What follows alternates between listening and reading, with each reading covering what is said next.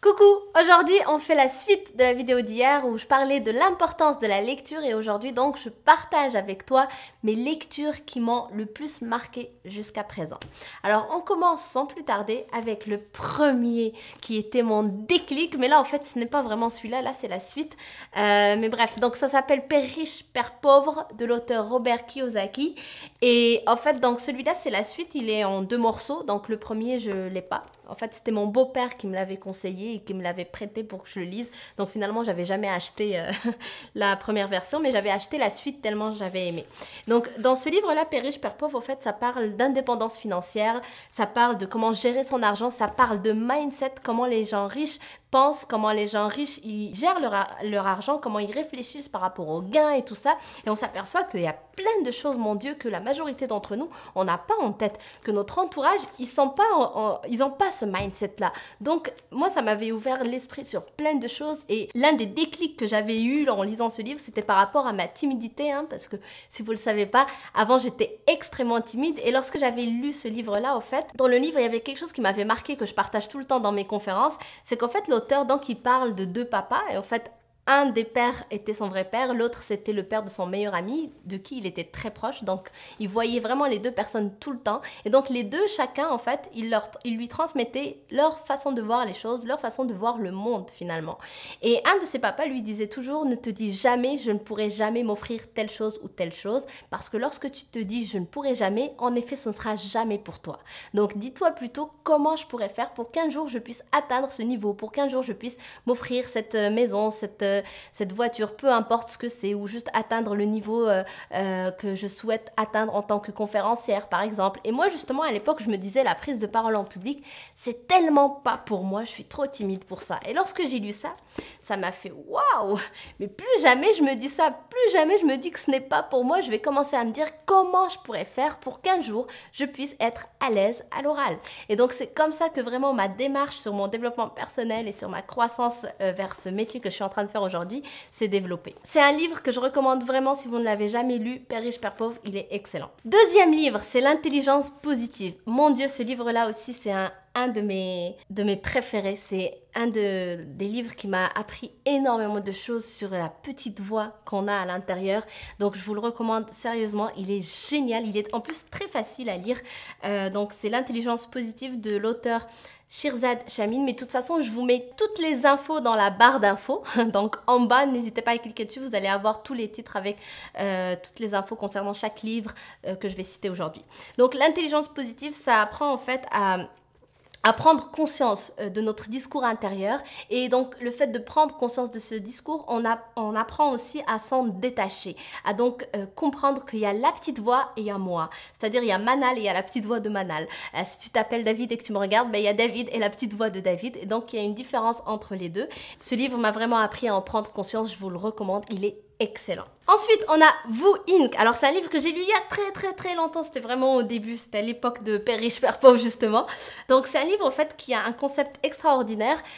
Donc, Vous Inc. qui veut dire, en fait, qu'on est comme une entreprise, nous-mêmes, qu'on est responsable de nous-mêmes. Donc, dans notre entreprise, il y a plusieurs départements. Le département travail, le département épanouissement, le département famille. Et donc, il faut faire en sorte de prendre soin de chacun de ces départements-là parce qu'on est le président de toute cette entreprise, donc de tous ces départements. Si c'est pas nous qui faisons le travail, personne d'autre peut le faire. Donc, il faut en être conscient pour pouvoir développer cette responsabilisation qui nous permet de trouver des solutions et d'aller à la poursuite de toute chose qui est importante pour nous au lieu de compter sur le gouvernement, sur mes parents, sur peu importe toute chose qu'on peut avoir dans la vie. Il n'y a pas mieux que de compter sur soi-même. Ça ne veut pas dire qu'il faut jamais demander de l'aide, mais lorsqu'on prend sa responsabilité, on a le pouvoir entre les mains pour agir et pour changer les choses.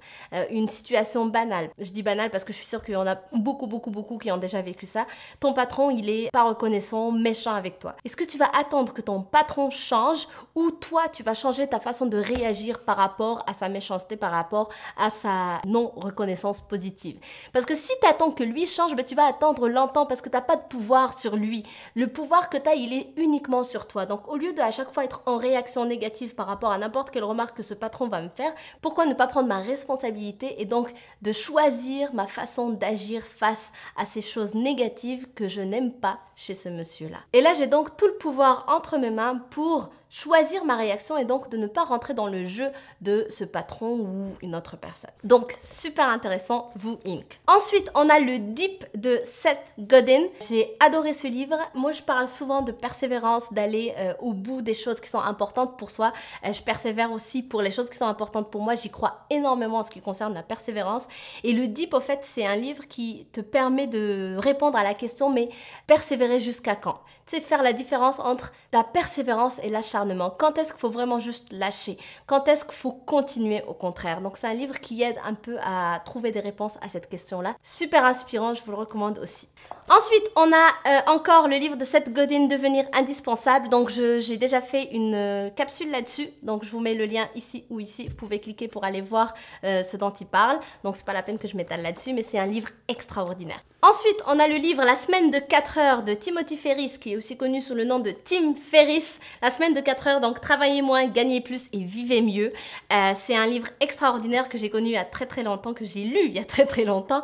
Mais c'est un livre extraordinaire qui m'a ouvert tellement l'esprit sur tellement de choses. Entre autres, l'idée générale du livre, c'est de designer sa vie sur mesure. C'est-à-dire de ne pas laisser le travail mener sa vie, dans le sens où si tu veux créer une entreprise, si tu as déjà une entreprise, il faut que cette entreprise soit au service de ta vie et non pas l'inverse. Alors que jusqu'à présent, tout ce qu'on a connu, que ce soit dans le monde industriel, dans l'agriculture, peu importe, tout ce qu'on a connu jusqu'à présent, c'était plutôt le travail, on est au service du travail. C'est-à-dire que c'est nous qui s'adaptons aux horaires, c'est nous qui s'adaptons à toutes les contraintes du travail et non l'inverse. Et lui, il amène donc l'idée inverse très intéressant. Donc, je vous le recommande, La semaine de 4 heures de Tim Ferriss. Ensuite, on a Découvrez vos points forts. Ce sont deux auteurs américains qui ont écrit ce livre qui est aussi extraordinaire. Et dans le livre, la particularité de ce livre, c'est que dedans, il y a un test qui est offert. Donc, lorsque tu achètes le livre, tu as un code qui te permet d'aller te connecter sur Internet, sur leur site, pour que tu puisses faire un test pour découvrir tes points forts. Donc, ça, c'est vraiment une valeur ajoutée. Et ensuite, donc, il parle vraiment de l'importance de connaître ses points forts, de l'importance de miser tout sur ses points forts et plus sur ses points forts que sur ses points faibles. Encore une fois, c'est une idée qui est différente de ce qu'on nous a appris à l'école, ce qu'on nous a appris jusqu'à présent, dans le sens où on nous a toujours dit qu'il faut travailler ses points faibles, améliorer ses points faibles. Ce qu'il dit dans le livre, ça ne veut pas dire qu'il ne faut pas améliorer ses points faibles, ça veut simplement dire qu'il faut plus se baser sur ses points forts et les développer davantage. Donc, c'est un livre extrêmement intéressant qui aide beaucoup, donc je vous le recommande aussi. Après, avant-dernier, on a Entrepreneur à l'état pur de Nicolas Duvernois, qui est un grand entrepreneur ici au Québec. Ici, son livre, c'est vraiment son histoire de comment il est parti de zéro et il a créé la meilleure vodka du monde. Donc, c'est la vodka qui est faite ici au Québec. Son entreprise s'appelle Pure Vodka, donc c'est l'histoire du créateur de Pure Vodka, l'une des vodkas les plus médaillées du monde. C'est super inspirant comme parcours parce qu'on le voit vraiment galérer depuis le début, il part de zéro, personne ne croit à son truc sauf lui. Il passe d'abord par une première expérience entrepreneuriale qui ne marche pas, qui ne fonctionne pas, et il baisse pas les bras, et il recommence et il crée donc Pure Vodka, il persévère à fond jusqu'à être récompensé.